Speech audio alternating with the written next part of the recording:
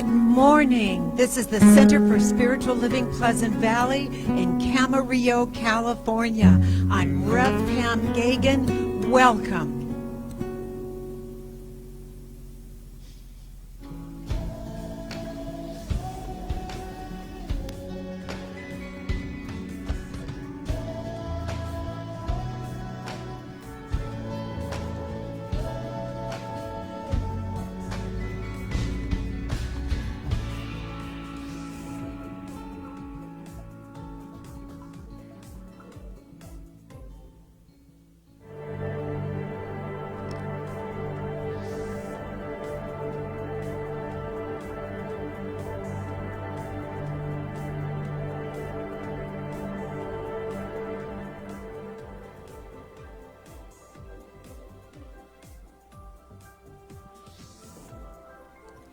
And now it is my honor to introduce our wonderful Reverend Chaplain Noe. Yay!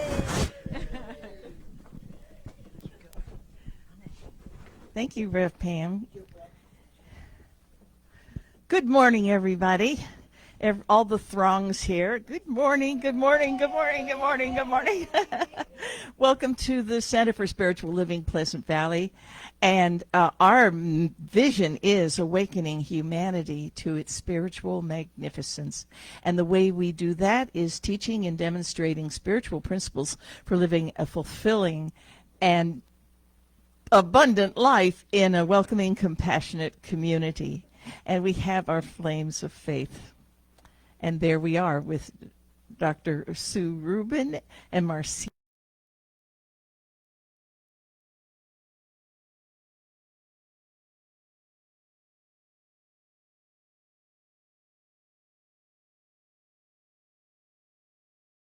Christianity, all of the isms, all of them, they step forward in love. There's that fine thread that runs through all religions, and that fine thread is love. We are love. We come from love, and we honor our oneness within us all. And now it's my pleasure to bring up Reverend Pam one more time to give us Reverend Betty Ann Brennan's quote for the day. Back and together let us know Betty Ann's presence is so present with us here and out everywhere with her wisdom. So together on Facebook and in the crowds in the cast of thousands here, let's read it together. I let only truth speak through me. God's love pervades my world, giving me strength and freedom and in my life. And so on this, it is now wonderful. I'm so happy to introduce Dear God by Nima Patel. And there are words at the bottom because he's like a rap star. So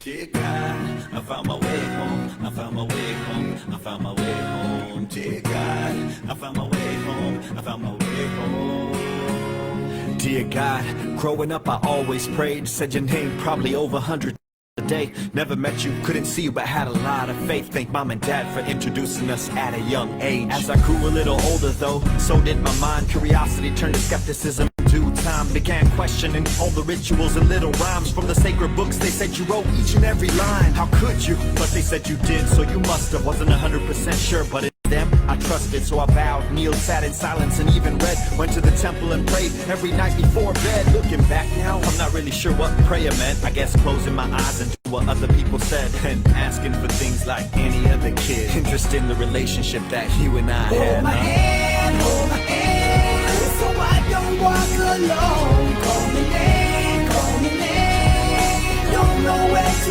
go. I found my way, I found my way, I found my way. Oh, and now I'm yours again. By the time I got to college, God, I prayed much less, except for before eating. Understandable, I guess. See, I wasn't clear from the start as to who you really were. Then I saw and heard so much fear, it all became a blur. Thought religion was supposed to be pure and not bad. And when I saw people use your name in vain, it made me sad. And that was just the start, even worse was segregation. Temple, mosques, church, synagogues, and different congregations. They all spoke your gospel, even posted up your paintings. But behind your name, in the dark, they murdered and defamed. Instead of love, God, intolerance and greed has pervaded. Hollow in the marketing, but shallow in the faith. I was jaded, God didn't really understand the reason how all your children in your name could dare commit treason. So I kept my distance and just prayed that one day you'd bring it all together in my heart and just explain. Hold my hand, so I don't walk alone. Call your name, don't know where to go. I found my way, I found my way, I found my way home.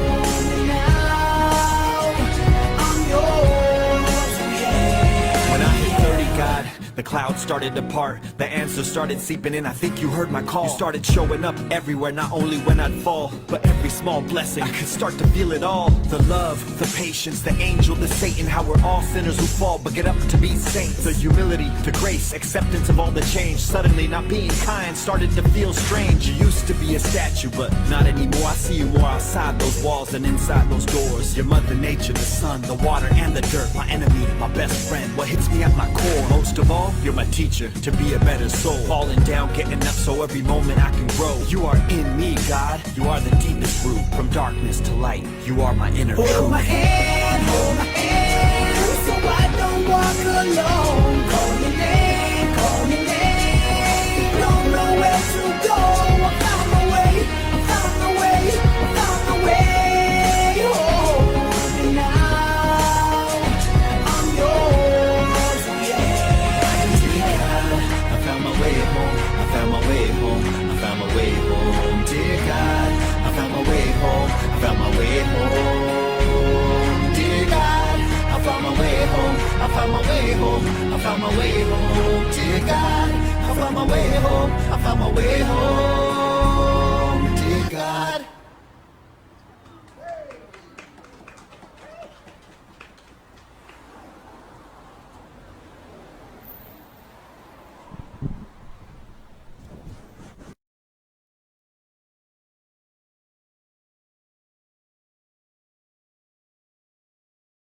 And all of you out there on Facebook and YouTube land later.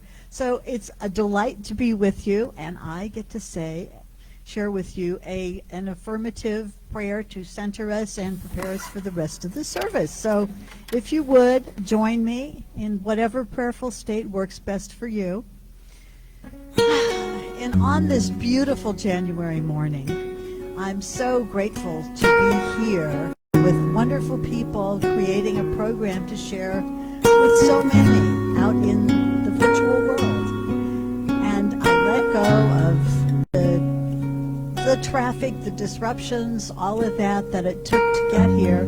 And now I'm fully centered right here, right now, in knowing that there is just one life, one spirit, one intelligence, one power, and it is right where I am, right where each and every person being part of this is. It's everywhere. And as I know that, and as I focus on that which is important, on that which I'm here to bring, I am just delighted. And so, as I speak my words today in this prayer,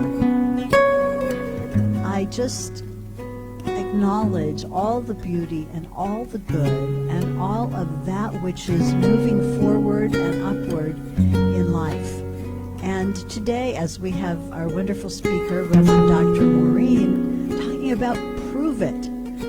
I can't wait to hear what we're going to prove, but here we are gathered together to share in love, to share in community, in its different form right now, but to share in community and to share in our love for this world, for life, for God, for all of it. And so here, now, I just know that all is well, that each and every person as part of this program is bringing forth their very best, and I know that this is a healing and inspiring and uplifting service.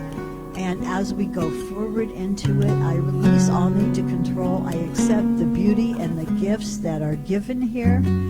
And I am just, once again, delighted to be part of this service today.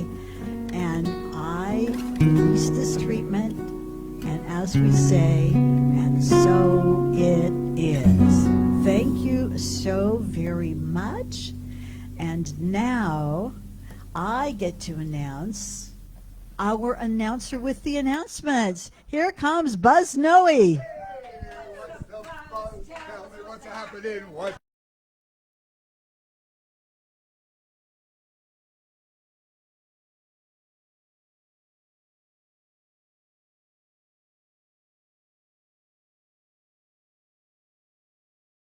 Reverend Dr. Maureen Hoyt will soon give us a lesson. It will help connect each one of us much closer in our life with Spirit. Prove It is her title, and I'm very excited to hear it. We will all be very grateful when she comes up here to speak. But for now, here are the announcements for this week. At 7 p.m. Thursdays on Facebook Live, our midweek spiritual uplift will boost your divine drive. Buzz Noe, that's me, is host for this week's session. Please do join me for this uplifting lesson. Welcome to the Month of Love is my uplift title. You'll discover how love in our lives is vital.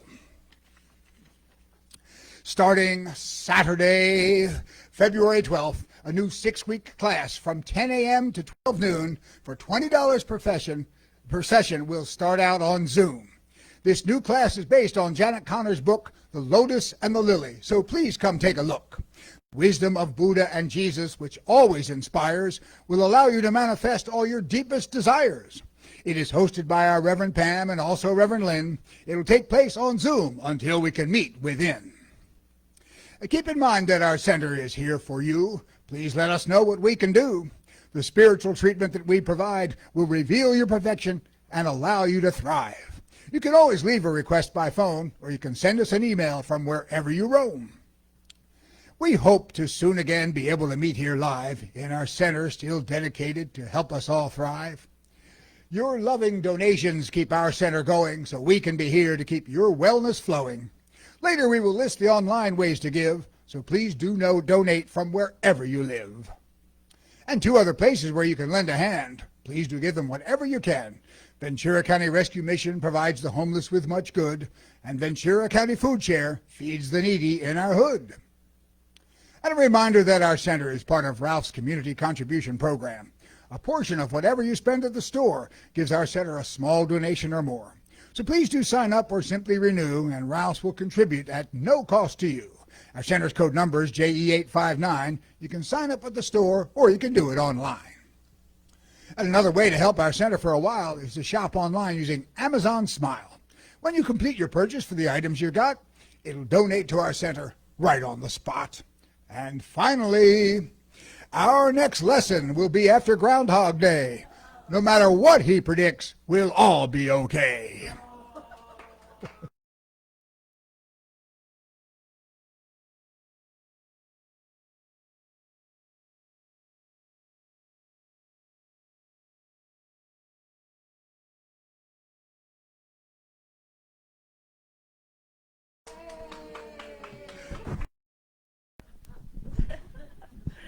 Thank you, Buzz. As soon as he gets over his shyness, it's just going to be great, isn't it? Thank you, Ponsatani Buzz. Well, good morning again, and it's my pleasure to be your practitioner of the day. But we have many practitioners at this church. We are very, very blessed. First and foremost, of course, Reverend Pamela Gagan is a practitioner, all ministers. First and foremost, practitioners. Reverend Kelly Bershke is a practitioner as well, and Lynn Chaplin-Noe, Reverend Lynn Chaplin-Noe, is a practitioner. Pamela Bailey, our lead practitioner. Marcia Beebe, Shirley Berman, Donna Butler, and Pauline Pancake. Have I left anyone out? Oh, our token testosterone, Buzz Noe. Sorry about that, Buzz. Anyway, we're so blessed to have all of our wonderful practitioners. And today, Reverend Dr. Maureen Hoyt is going to talk to us about Prove It. So I thought, and I can't wait, I cannot, it's been a long time since I've heard Reverend Maureen speak, so I'm very excited. And so I'd like to just touch lightly today on spiritual practice, and that's what I want to talk about. Every week, someone comes up here and mentions spiritual practice, and we mention meditation, we mention spiritual mind treatment, we mention prayer, taking classes, attending services, and some of us also, I know, are practicing grounding, getting close to nature, and we're being of service in our community. We do a lot of things as our spiritual practice. So let's just add to all of the above the simple fact that your life is a daily function of your creation, an expression of your unique take and your unique perspective on spirit. It's your masterpiece in progress as you awaken to your own spiritual magnificence. And I have one quote for you today by Anonymous, who's very prolific. And Anonymous says, spiritual practices are specific activities you do to deepen your relationships with the sacred and the world around you. Practices help you connect to God, whatever name you choose to describe that something more beyond yourself. They enable you to become actively engaged in your own inner true selves, the depth of your being, and they expand the breadth of your experience, encouraging you to relate in a particular way to other people and the whole creation, including animate and inanimate beings. And that's by Anonymous. I have a lot of his work. And so let's have a brief centering treatment to get us ready for this wonderful experience and this wonderful talk. So let's go within. And as I go within, I am aware of a presence, a wonderful presence, a loving, guiding, creative, good presence that I recognize as God, infinite intelligence, love, life. And I know that this presence is now permeating the consciousness of everyone in this sanctuary this morning, and everyone who's watching. This presence is always there, ever present, omnipresent. And I am so grateful for it. I know that I am presently being guided in each word. Each word in this spiritual mind treatment is a divine expression of the One. And so I just accept this. I accept this as the guidance that I have always been led by, and led to my highest and greatest expression of spirit. And for this I am so grateful. I'm grateful for these loving truths of oneness with the divine, for I know I am the divine individualized expression of all that God is. And for this I'm grateful. For these loving truths I'm grateful. So I allow divine mind to take care of the details while I enjoy this wonderful, beautiful, expansive, expressive service. And together we say, and so it is. And so it is. Oh boy, here he is. Did I wake you up? Our wonderful, wonderful, wonderful musician here, great musician, master, our master, Monsieur Maestro Del Pino.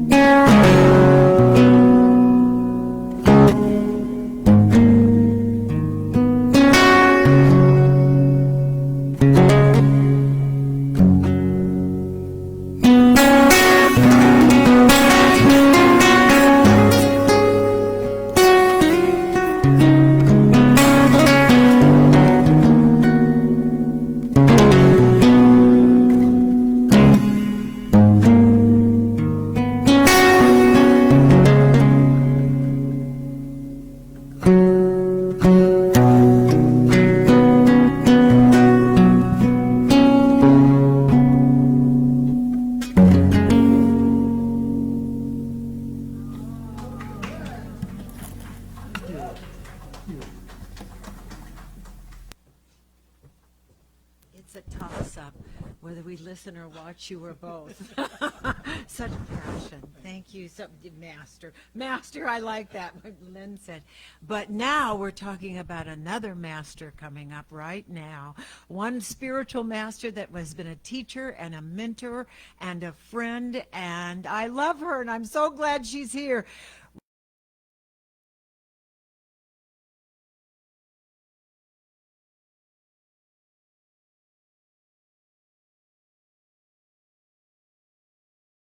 Would love to give you a thank you. Hold my hand. Hold my hand.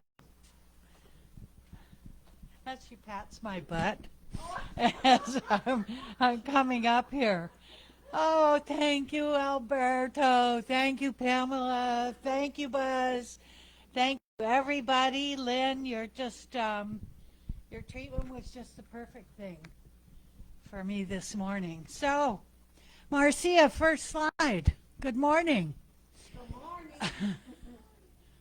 So, as you can see, I kind of changed the talk title just a tad. Because in our movement, we are doing the first 4 chapters of the Science of Mind for January. And it's so interesting to think of all of us trying to figure out how to say it different for each year that we get up here. So how to use it is the 4th chapter. And we how to use it and improve it is what I decided to call this morning. I want to thank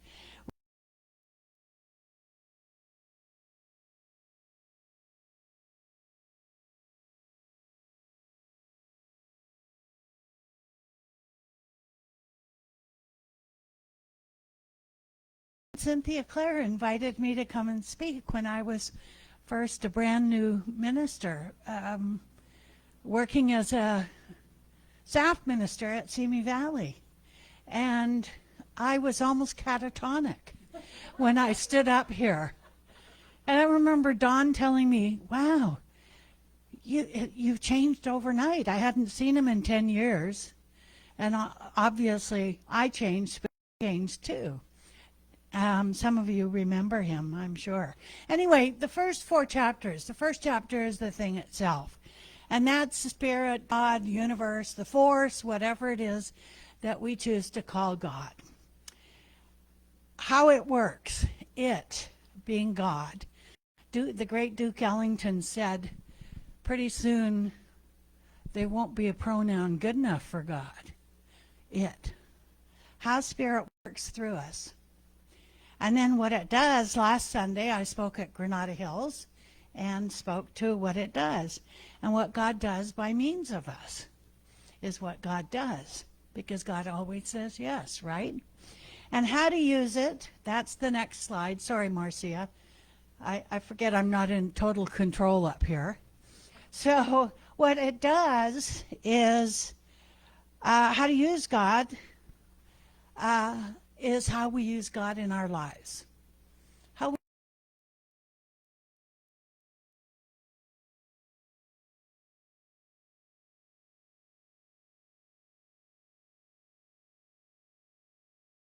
do a little practice. And I think that while that may be true, sometimes that we're doing very well to practice the science of mind through everything that's happened to us and through us and by us and for us for the last 2 years. 2 years. We want to see the demonstration as improvable stuff or things. We want to hear the demonstration in a beautiful music score that is played by our wonderful Alberto. And we want to smell and taste the results of a new and innovative recipe. That's how we use this principle. The week before last, this past 2 weeks have been pretty challenging for me. I lost 2 wonderful minister friends. Some of you may remember Reverend Pat Perkins. She was the minister in Claremont. And Reverend Dr. Sharon Stroud made her transition this past week. And I've known her for 40 years. She's been such a bright light in my life. And Thursday morning, I had a really difficult morning because I felt like there was a little darkness surrounding me. But, you know, somebody said one time, you know, all the angels in heaven sang a joyful song on the day she was born. And all the angels in heaven sang a joyful song on the day that she passed away. And then, the week before last, Robert and April's son, the Munoz family, their son Devin made his transition. Now, Devin proves a principle for me. There were members of the Granada Hills church family when I was there. And Devin, up until the age of 3, was a rompin', stompin', babbling 3-year-old, walking, running, doing all the things that 3-year-olds do. But something changed, and he became different. He lost control of his body. He began to have seizures, and his bodily functions were compromised. His speech was compromised, and he needed full-time care. His diagnosis was called Lennox-Gastaut syndrome, and his life expectancy prognosis was only a few years. Ernest Holmes said that our only job as practitioners is to love our clients to their wholeness. To love our clients to their wholeness. And I saw this demonstrated through Robert and April and through Ashley and Nathan, Devin's sister and brother. The love that his mom and dad had for him, along with the love of his siblings, was a beautiful thing to behold. Devin was completely and totally dependent on their care. He died at almost 20 years old. He outlived his diagnosis by 15 years. 15 years. This is metaphysics at its highest and best. That the love was so beautiful that they cared for him in such a way as he lasted much longer than expected. And as you can imagine, the family is in mourning right now because they devoted, the children and the parents devoted their whole lives to the care of this child. So the human experience is necessary for us to see how we use a principle which in and of itself is unlimited. And yet most of us tend to use it in a limited manner. The Munoz family treated Devin like he would live forever. And they were all completely devoted to him. And their forever turned out to be just short of 20 years because his birthday is March 4th. The next slide, we hold our good at bay when we could have an idyllic life if we just open to the idea that God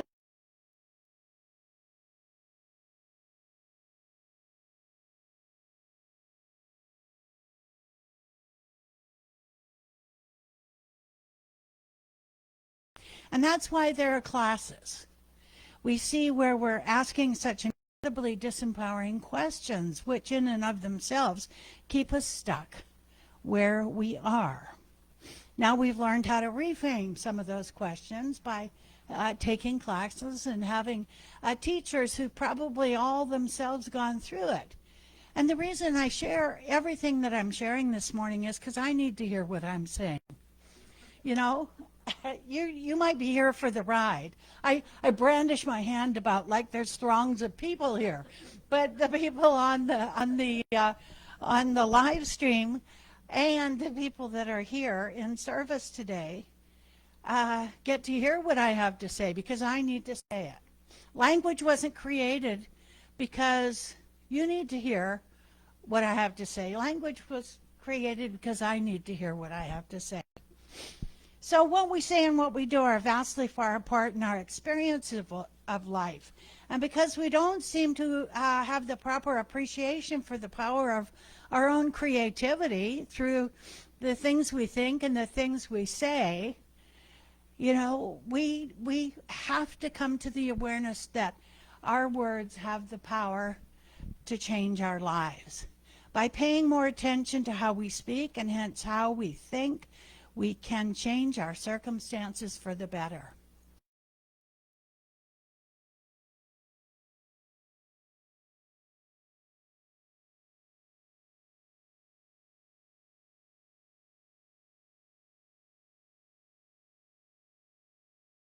And I realized Alberto and I were having a bit of a conversation before we came in that was a tad disparaging. And so I'm going to erase the whole conversation and just remember the part that we hugged and said we love each other. You know, change could come so fast, it would make our heads spin if we did this. Fred Rogers, the great Fred Rogers, Mr. Rogers. I believe that appreciation is the only thing that when we look at what's best with the person we happen to be with at the moment, we are doing what God does all the time. So in loving and appreciating our neighbor, we are participating in something sacred. Sacred. Ernest Holmes said, conversation between two people is the highest form of intimacy. The highest form of intimacy. Because when we converse with someone, we are offering up the soul of who we are. So Fred Rogers' quote could be applied to anything. Appreciation is a holy thing. And when we look at what's best with a situation we happen to be in, it provides us with an opportunity to see beyond the effect to the greater idea behind what's happening. You know, sometimes we get stuck in the tragedy. Sometimes we get stuck in the hurt. Sometimes we get stuck in the judgment. And yet we have every tool in that box to pull us out of that when we're ready. I remember a story that was told by J. Scott Neal one time. He went to see Ernest Holmes because he was just mad as hell and wasn't going to take it anymore, kind of thing. And he said that Ernest just sat there listening to how angry he was and what his story was. And he said to him, he said, Jay, how long do you think you want to hold on to this anger? 3 weeks? 3 days? 3 hours? Or I'll give you 3 minutes.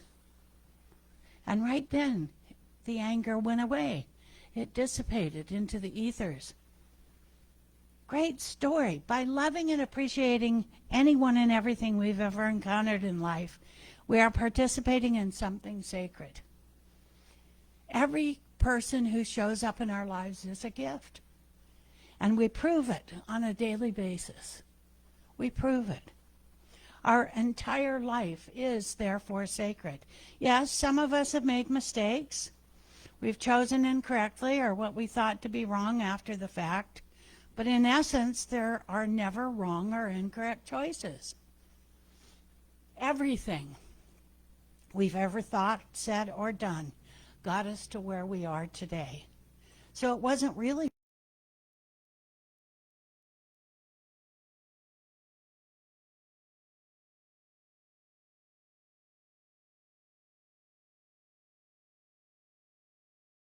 got after them. But as long as they stayed the course on the yellow brick road, life was idyllic for them. We branch off a lot of times into things we have no business branching off into.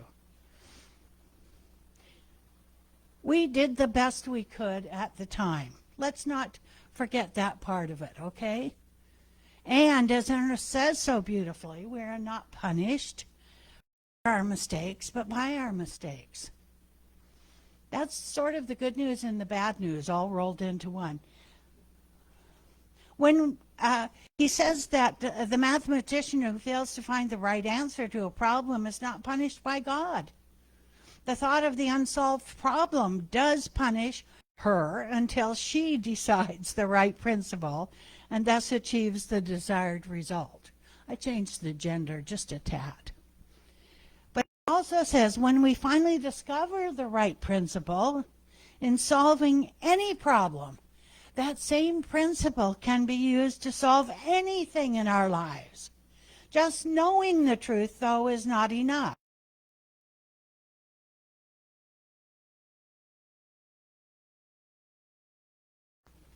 Knowing it without living it is the same as not knowing it. Think about this. If I figure out money in my life, I can use the same premise to figure out relationships. Why are so many workshops on money wildly well attended in our movement? Because when we figure out money, we figure out everything else. If I don't know it's my errant thinking that is the source of the problem, and I continue thinking the same thing, I always get the same result. Once I've discovered the key or the principle of consciousness on demand, the whole world is my oyster. Everything becomes a possibility. The one caveat, though, is that there is no standard timeline in the awareness for everyone.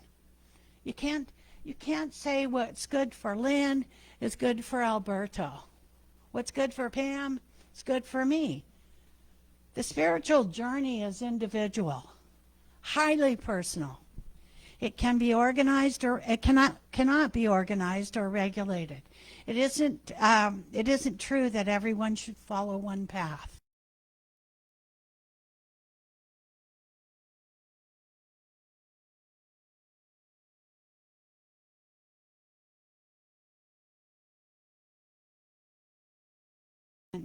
Who created healing at the prison in Hawaii using Ho'oponopono. I mean, beautiful people. We stand on their shoulders.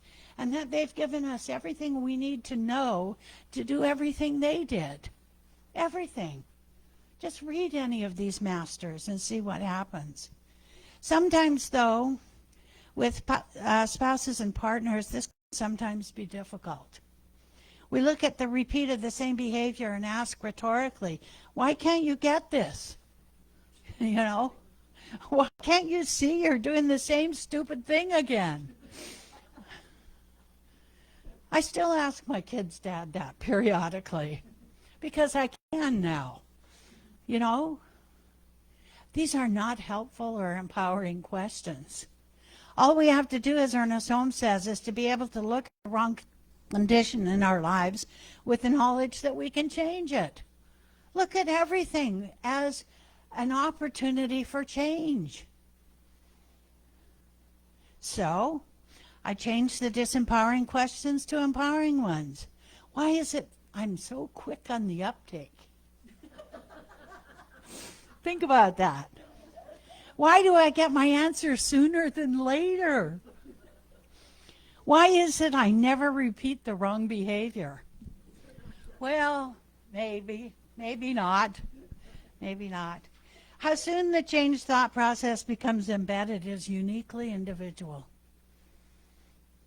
You know, I remember telling my kid's dad something for 6 months, from 6 months earlier. And he comes home one day and tells me that Joe Blow from his work said, blah, blah. It's exactly the same thing I told him 6 months ago. But he couldn't hear it from me. He could only hear it from his coworker. The problem will remain the problem until it is no longer a problem. Oh, gosh. What might seem an insurmountable mountain is to one person a molehill. It's always our thinking that makes the smaller or bigger difference. Khalil Gibran said, if we were all to sit in a circle and confess our sins, we would laugh at each other for our lack of originality.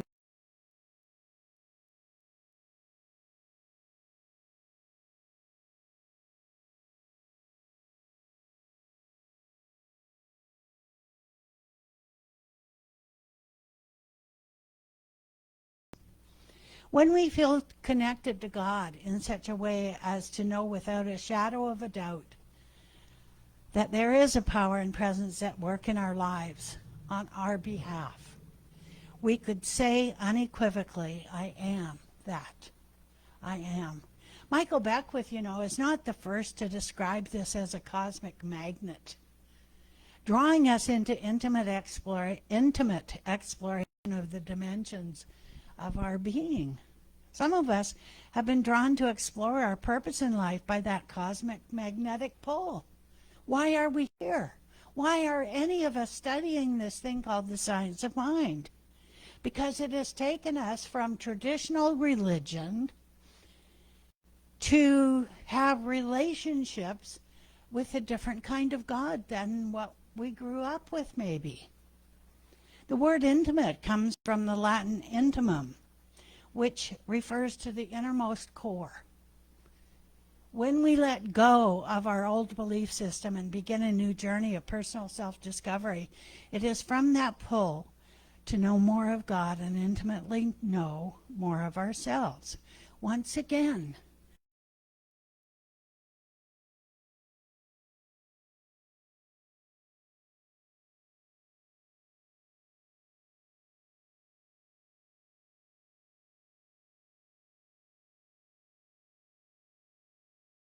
yes, I can.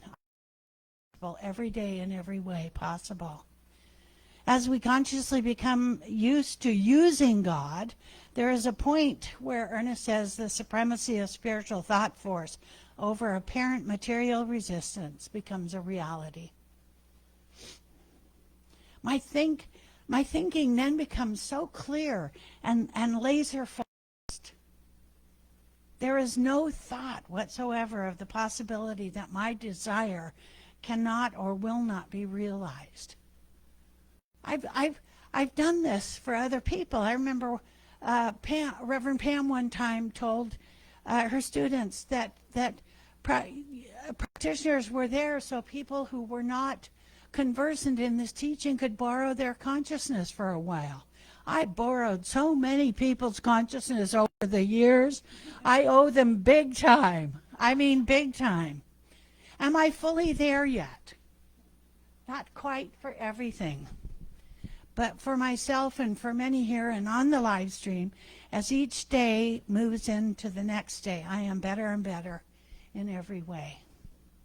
There's an affirmation. Oh, wait. Okay, never mind the affirmation. All right, I'll just say what Ernest Holmes says. You can find it in the textbook in this chapter.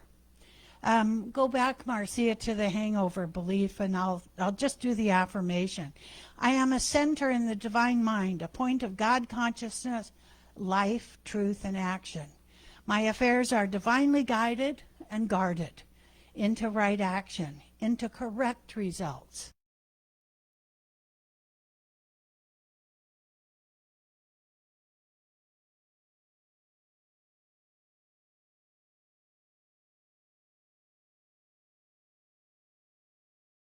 Daily basis to have our most desired dreams come true.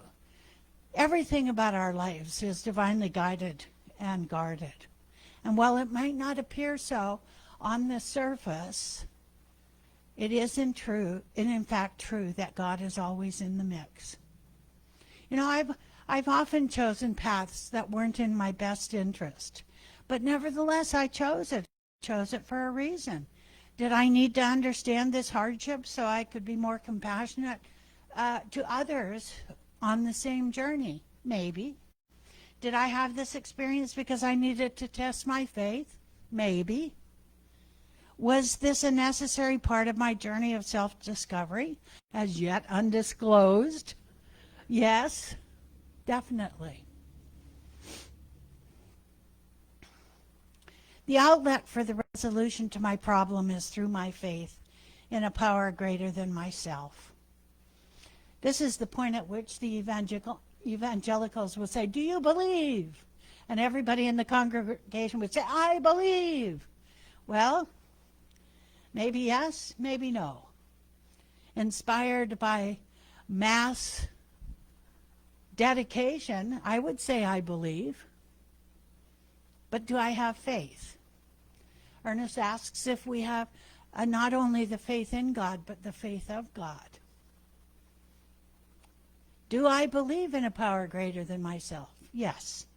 Because I've got to tell you, if you don't, change won't happen. I've been studying this teaching for over 40 years now, and I just read something in this chapter I've never seen before. Ernest Holmes calls it hangover belief. Anybody got that? I mean, this is serious business here. He says, let me see. If we are experiencing the same problem over and over again, it's because a belief from past years is so firmly entrenched in our subconscious that it dictates the outcome of every new endeavor every single day.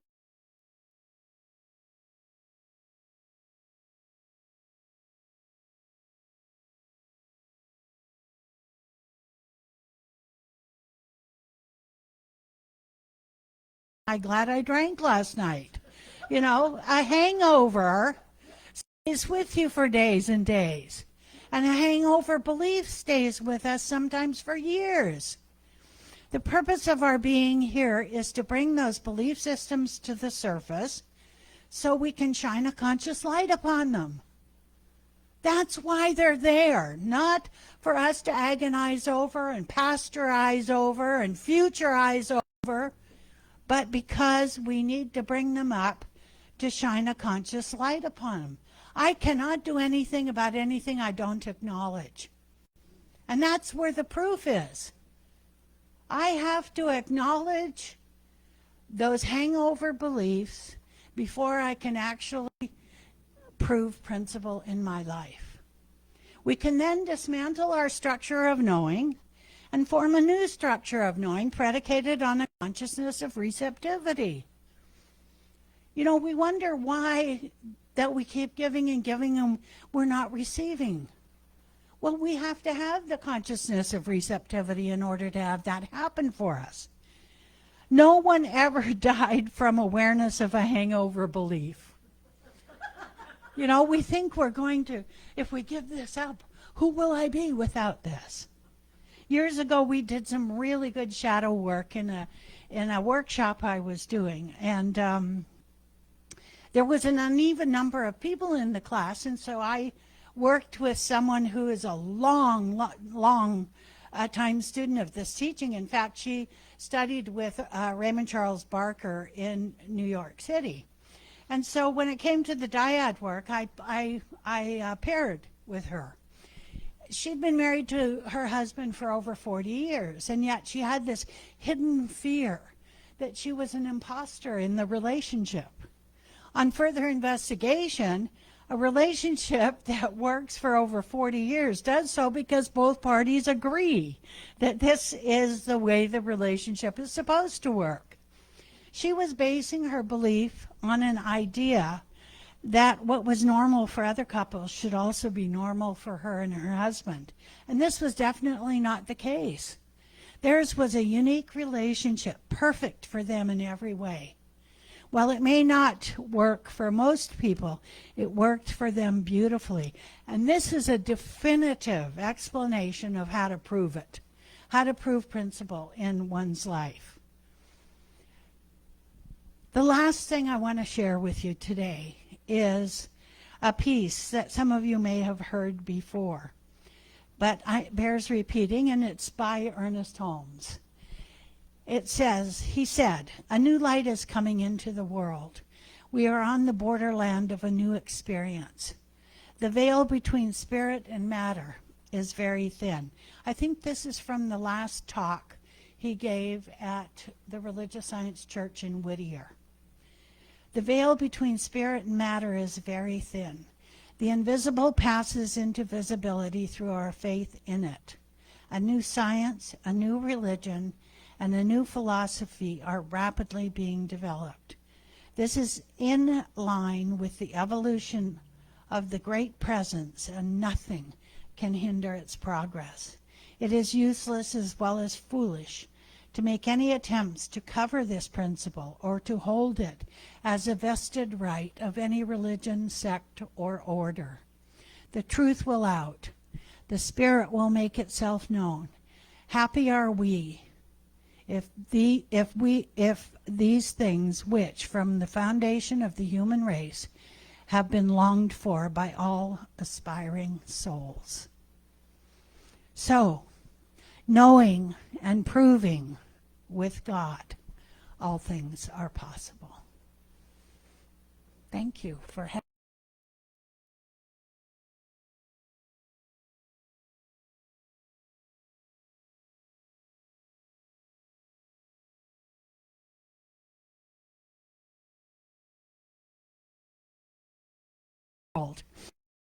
Alberto.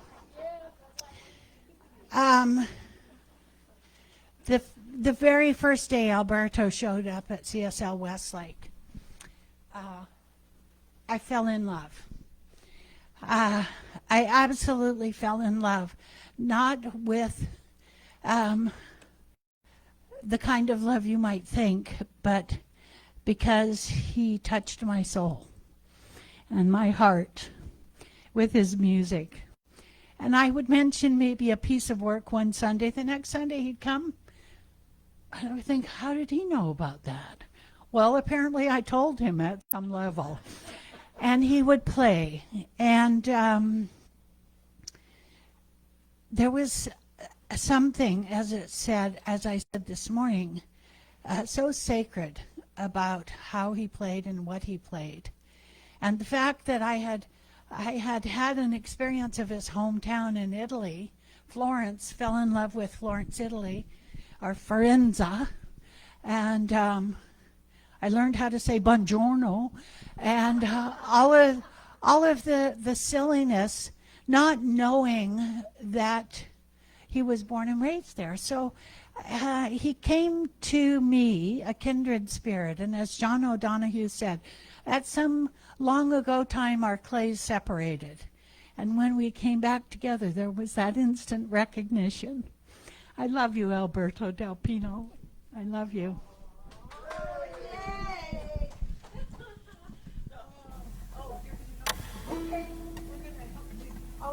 down so I don't fall flat on my face.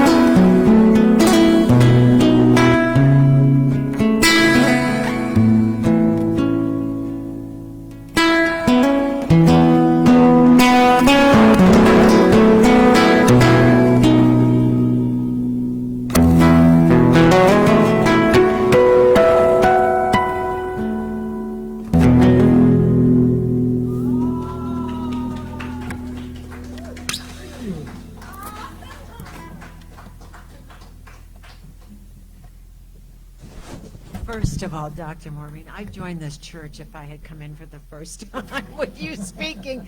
Best science of line, oh, mess. It was just, thank you. Come back soon. Come back really, really soon. And by the way, it's that soul connection. That's how he gets all the girls. I'm just saying. We all just go, oh.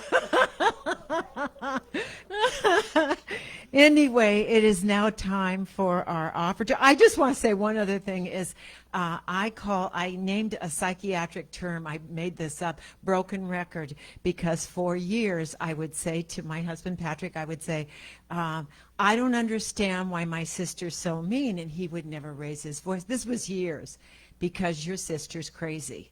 And so every time I would say, but blah, blah, blah, blah, blah, he would say, because your sister's crazy. And I finally got Oh, my sister's crazy. It just is so. That belief system of why. And I finally got it. So I just went, oh, God. Anyway, and God bless her. She's in the heaven world now, I'm sure, with having a wonderful time. Together, we're saying the offertory. And again, thank you all. It's the soul quality of everyone here that makes this place harmonize and sing at a wonderful high note, taking the high note here. Okay, so together out there and in this vast crew, together, divine love blesses and multiplies all that I have, all that I give, and all that I receive. And so it is, and that's the way it is. And now I invite our wonderful Rev Lynn to come back up and do our closing prayer and share also how people can give one more time. Thank you. All right, let's have one final prayer, and let's have this in the consciousness of, I only have what I'm giving. And so let's have a prayer for prosperity. Let's close our eyes, please.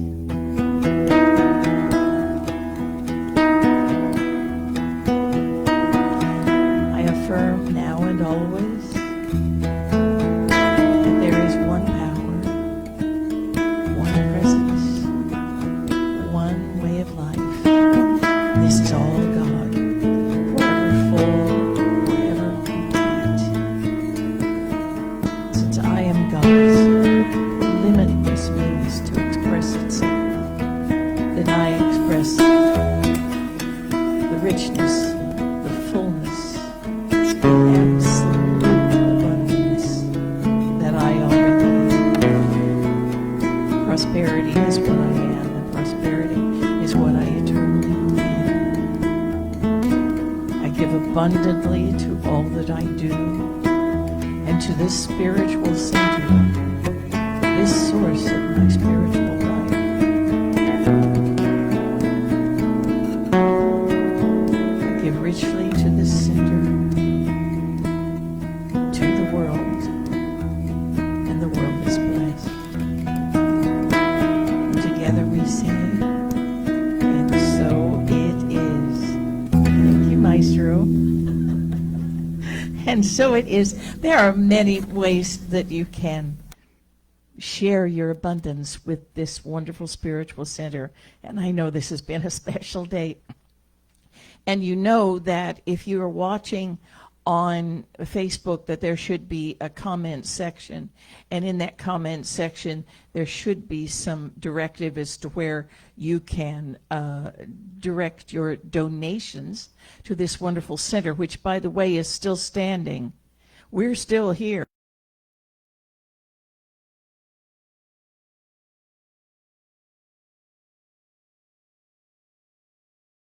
You very, very much. Here's some other ways. PayPal and Zelle, where do they get these names? Doesn't matter. These are great ways to contribute.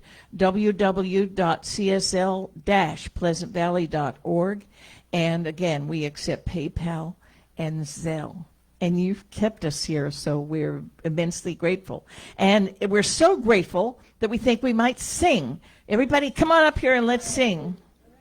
Last week, I forgot and held the mic to my mouth, and I need to apologize to everybody, as that was really bad. So come on up here and let's sing our wonderful song. Oh, thank you, Alberto. Oh, and Maureen. And I just want to thank everyone up here. Our wonderful Buzz Noe, Lynn Chaplin Noe, Pamela Bailey, our lead projector, Alberto and Maureen, and Marcia, who we don't see behind the sound, the woman behind in the booth, behind the screen. Okay, thank you.